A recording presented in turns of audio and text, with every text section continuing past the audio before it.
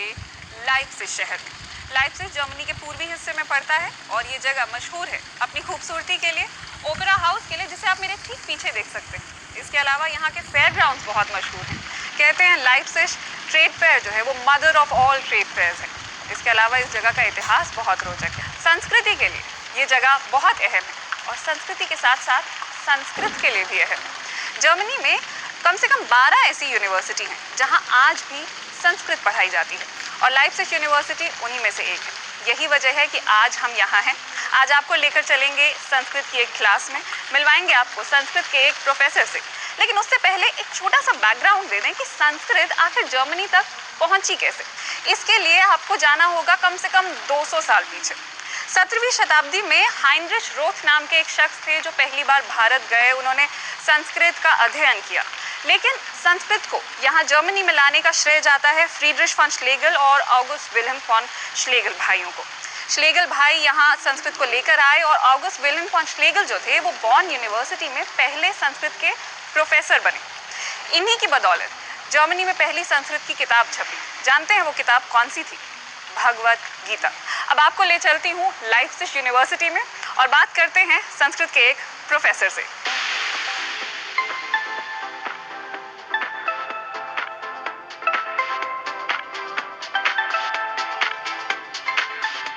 अब मैं पहुंच गई हूँ लाइप्जिग यूनिवर्सिटी की आर्ट्स फैकल्टी की लाइब्रेरी में, जहाँ इंडोलॉजी से जुड़ी बहुत सी किताबें हैं। यहाँ हिंदी की किताबें हैं, संस्कृत की किताबें हैं और मेरे साथ हैं प्रोफेसर दास जो यहाँ पर संस्कृत पढ़ाते हैं। बहुत बहुत शुक्रिया आपका वक्त निकालने के लिए। और यहाँ अंदर आते ही सबसे पहली नज़र मेरी पड़ी है ये चंदा मामा पर।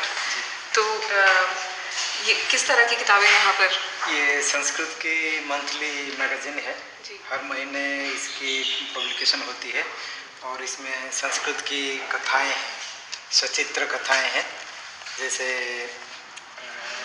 संस्कृत के जो पंचतंत्र कथा है, हितोपदेश कथा है, तो ये चित्र के साथ है जो बच्चों के लिए भी उपयोगी है, बड़ों के लिए भी उपयोगी है। जो लोग संस्कृत भाषा पढ़ते हैं उनके लिए ये अच्छी पुस्तक है पढ़ने के लिए। तो हम लाइब्रेरी में अंदर चलते हैं और देखते हैं और किस किस तरह की किताबें हैं और आपसे और भी बहुत से सवाल हैं। चलिए चलते हैं।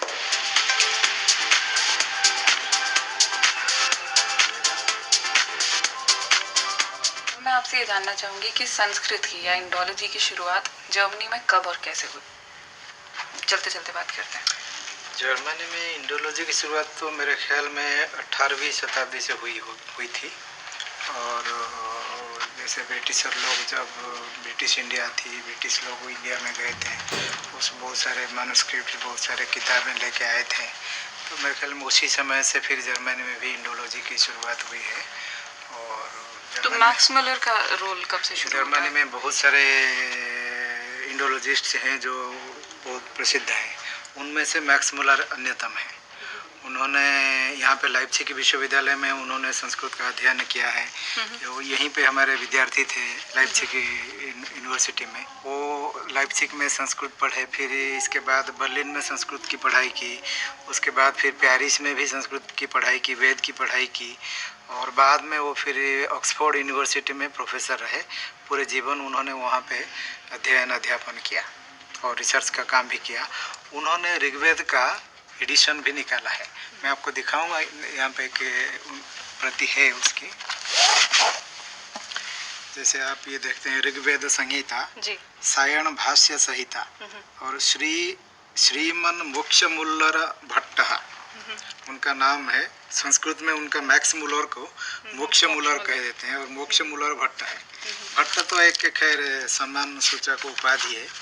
ये देखिए संपादक, पहले तो ऋग्वेद संहिता, श्रीमद सायणाचार्य विरचित माधवीय वेदार्थ प्रकाश संहिता, ये कमेंट्री के साथ है। और ये इसका 10वां मंडलम, 10th मंडल है। और संपादक जर्मन देशोत्पन्न इंग्लैंड देश वास्तव्य श्रीमन मोक्ष मुलर भट्ट। मतलब जर्मनी देश के हैं रहने वाले और इंग्लैंड देश में रह के काम करने वाले श्रीमन मोक्ष मुलर भट्ट। तो ये इन्होंने इसकी संपादना की। जी, तो यहाँ पर ऋग्वेद के बहुत सारे वॉल्यूम्स रखे हुए हैं। ऋग्वेद के कई तरह के एडिशंस हैं। जी। ये जैसे सायण भाष्य के साथ है, संस्कृत कमेंट्री के साथ है। आप पूरे वैदिक लिटरेचर के बहुत सारे किताबें आपको यहाँ पे मिलेंगे जी। न सिर्फ वैदिक लिटरेचर के, अभी क्लासिकल संस्कृत लिटरेचर के भी आपको बहुत सारे किताबें मिलेंगे। क्लासिक और वैदिक में क्या फ़र्क है? वो क्लासिकल संस्कृत तो बाद में हुआ है, ये वैदिक संस्कृत जो है सबसे पुराना संस्कृत का रूप है। ऋग्वेद का टाइम जो मानते हैं वो 1500 BC मानते हैं, और 1500 से लेकर के हम लोग 5th सेंचुरी तक अगर आएंगे तो ये इसको हम कहते हैं जैसे वैदिक के टाइम, वैदिक काल। तो आप जो स्पोकन संस्कृत की क्लास लेते हैं उसमें क्लासिक संस्कृत होती है? वो क्लासिकल होता है। क्लासिकल में भी फिर इसको हम आधुनिक संस्कृत कहते हैं। पहले तो हम लोग कहते थे कि Sanskrit can be divided into 2, वैदिक संस्कृत और क्लासिकल संस्कृत। आजकल तो हम कहते हैं Vedic Sanskrit, classical Sanskrit and modern Sanskrit. जी। और आपकी क्लास में जो स्टूडेंट्स हैं उनको आप थिएटर भी सिखाते हैं, थोड़ा आप उनको ड्रामा वगैरह भी उन लोगों ने सीखा। तो बहुत बहुत शुक्रिया बातचीत के लिए।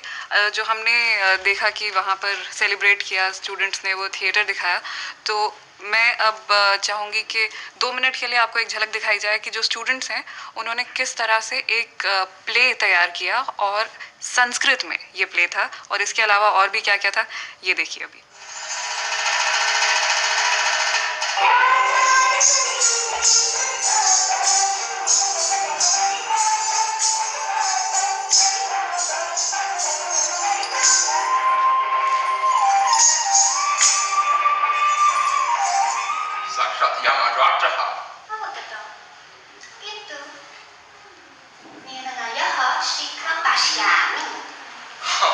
किं करोमि नरकं न स्यात् किञ्चित् अपि भयं न अनुभवेयम्।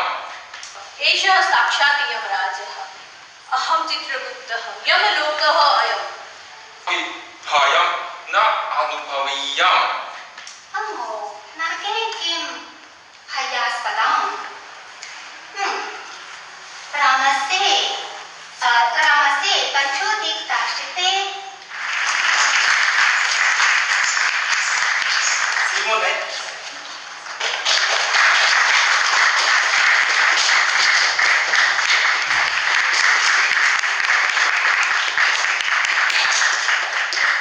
अच्छा, मैं आपसे संस्कृत के बारे में अगर कुछ ऐसे बेसिक सवाल करूं जो दर्शक हमें देख रहे हैं, वो नॉर्मली उनके इस तरह के कुछ सवाल होते हैं कि कहा जाता है कि संस्कृत दुनिया की सबसे पुरानी भाषा है, तो ये फैक्ट है? संस्कृत से पहले कोई और भाषा नहीं? नहीं, संस्कृत विश्व के जितने पुरानी भाषाएं हैं उनमें से संस्कृत अन्यतम है, और मैंने पुरानी है और भी कई भाषाएं हैं पुरानी, लेकिन उसमें संस्कृत का स्थान महत्वपूर्ण है। संस्कृत जो है वो इंडो यूरोपियन लैंग्वेज फैमिली से है। तो इंडो यूरोपियन लैंग्वेज फैमिली में जितनी भाषाएं हैं उतनी भाषाएं वो सब संस्कृत के साथ उनका संबंध बहुत गहरा है। और जैसे हम लोग जर्मन में कहते हैं बाड़े बाने, बाड़े चिमर, जो बाड़ है वो एग्जैक्टली यही शब्द है संस्कृत में। बाड़े चिमर मतलब बाथरूम जो बाड़े चिमर है, वो बाड़ शब्द जो है वो संस्कृत से ही निकली हुई है। संस्कृत में एक धातु है जो है बाड़ धातु। अगर आप जर्मन में कहेंगे कि इख बाड़े है, और संस्कृत में कहेंगे अहम बाड़े, सेम शब्द है, व्याकरण वही उसी तरह का है। इसलिए बहुत सारे समानता है जर्मन और संस्कृत में, खास करके क्योंकि वो एक ही परिवार से निकले हुए हैं और उसमें संस्कृत पुरानी भाषा है। तो कहा जाता है कि अगर आप संस्कृत जानते हैं तो कंप्यूटर की भाषा को बहुत अच्छे से समझ सकते हैं। ये क्या लॉजिक है? ये लॉजिक इसलिए है कि संस्कृत के जो व्याकरण है वो बहुत वैज्ञानिकी तरीके से है, साइंटिफिक तरीके से है। तो इसलिए क्योंकि संस्कृत के जो व्याकरण है, जो वाक्य रचना होती है, उसमें प्रकृति प्रत्यय और विभक्तियों के प्रयोग से वो भाषा बिल्कुल स्पेसिफिक हो जाती है। यूनिफॉर्मिटी है इसमें। संस्कृत में शब्द में, साउंड में और लिपि में उसमें यूनिफॉर्मिटी है। तो एक ऐसी भी रिसर्च है जो कहती है कि जो बच्चे संस्कृत सीखते हैं वो मैथ्स और साइंस में तेज होता है, तेज तो होता है। दिमाग कैसे तेज चलने लगता है संस्कृत? उसका जैसे आप उसका जो उच्चारण करेंगे संस्कृत भाषा की, उस उच्चारण से मुख के अंदर और दिमाग के अंदर उसका एक असर पड़ता है। क्योंकि जो शब्द जो सब वर्णमाला है, अ क च ट थ प, ये सारे जो है मुंह से निकलते हैं, उसका उच्चारण स्थान अलग अलग होता है। तो उसी हिसाब से इसका एक असर होता है ब्रेन के ऊपर। तो मेरे ख्याल में उसी से ही ये होता है कि जो लोग संस्कृत ठीक ढंग से बोल पाते हैं और संस्कृत पढ़ते हैं, उनका दिमाग उसी तरह काम करता है और वो अच्छे मैथ में और अच्छे साइंस वगैरह में अच्छे करते हैं। आप उच्चारण की बात कर रहे थे, तो कल हम आपकी क्लास में थे और वहाँ पे हमने देखा कि स्टूडेंट्स कैसे वहाँ श्लोक का उच्चारण कर रहे हैं। तो कल जो हमने क्लास अटेंड की, एक बार आपको उसकी एक छोटी सी झलक दिखाते हैं। एकं वाक्यं कः वदति कृत्वा पदेन? भोजनं कृत्वा अहं जलं पिबामि। भोजनं कृत्वा अहं जलं पिबामि। शोभनं। पश्यामि दृष्ट्वा। आम्, एकं वाक्यं कः वदति?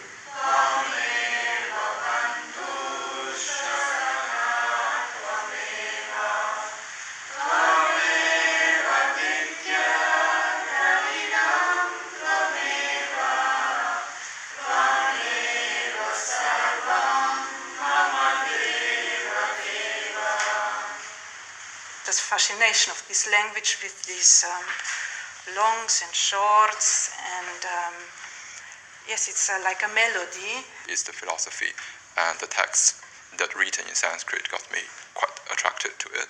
It's about a sensation. It's about the inner feeling.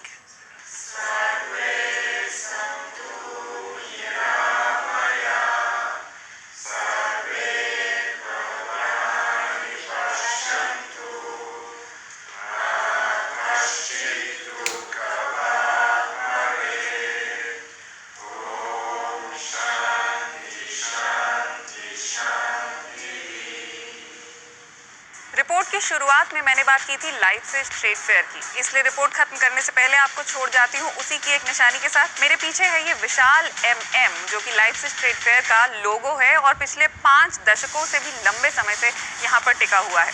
बहरहाल, जर्मनी में संस्कृत की संस्कृति की ये छोटी सी झलक अगर आपको पसंद आई हो तो हमें लाइक, शेयर और सब्सक्राइब करना मत भूलिएगा।